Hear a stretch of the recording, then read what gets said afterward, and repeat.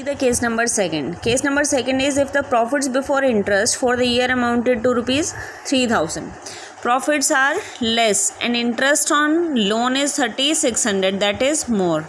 See this is the charge. Even if the firm is not having sufficient profits, then also firm has to pay interest on loan. In this case, we are getting a profit of rupees 3,000. By net profit, we'll write 3,000. And interest on loan we have calculated earlier, x rupees 2,400 and y rupees 1,200. In this way, the total interest on loan is rupees 3,600. In this way, in this case number second, debit side exceed to credit side. Debit side total 3,600, here also 3,600, and firm is suffering a loss of rupees 600.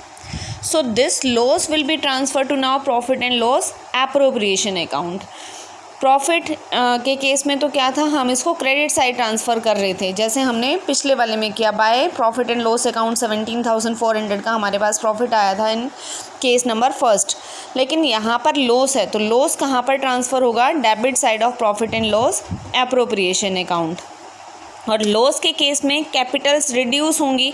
When ever firm suffer a loss the partners capital R decreased. तो decrease होंगी तो हम Capitals को क्या करते हैं, debit.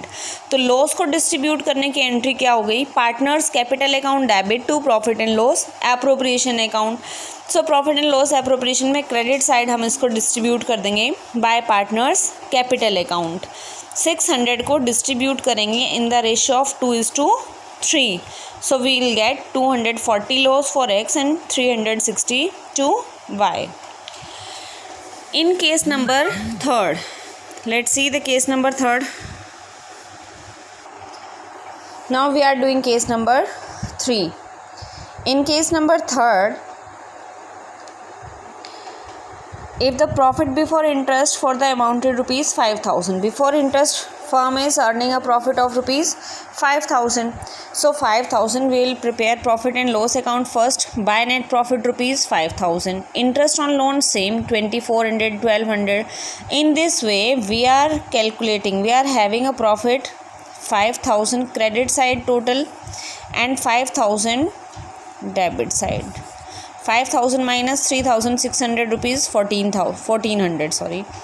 1,400 is a divisible profit. It will be transferred to the profit and loss appropriation account by profit and loss account 1,400. And now 1,400 profit entry क्या होगी इस प्रॉफिट को ट्रांसफ़र करने की, what will be the entry.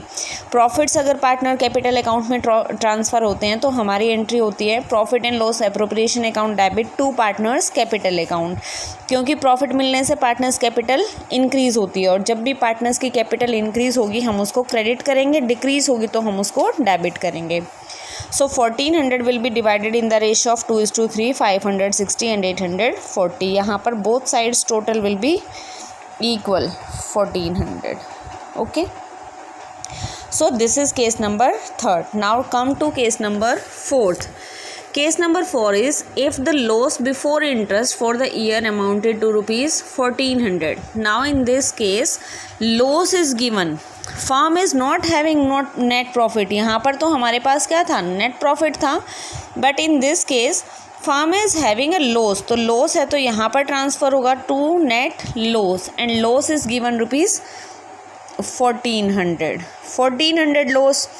ऊपर से हमने क्या पे किया, इंटरेस्ट ऑन लोन 3,600. तो टोटल लॉस हमारे पास कितना हो गया, 5,000. अब नेट प्रॉफिट नहीं आया, हमारे पास क्या आ गया, नेट लॉस आया है. यहाँ पर नेट लॉस कितना, 5,000 का. अब ये नेट लॉस कहाँ पर ट्रांसफ़र हो जाएगा, profit and loss appropriation account में. डेबिट साइड किस केस की बात हो रही है, ये हमारी केस नंबर 4 की. यहाँ पर कितना ट्रांसफ़र हुआ, 5,000. ये नहीं है, अब लॉस हमारा कितना आ गया, 5,000. And now 5,000 loss will be distributed in the ratio of 2:3, that is 2,000 to X and 3,000 to Y. So this is question number 8.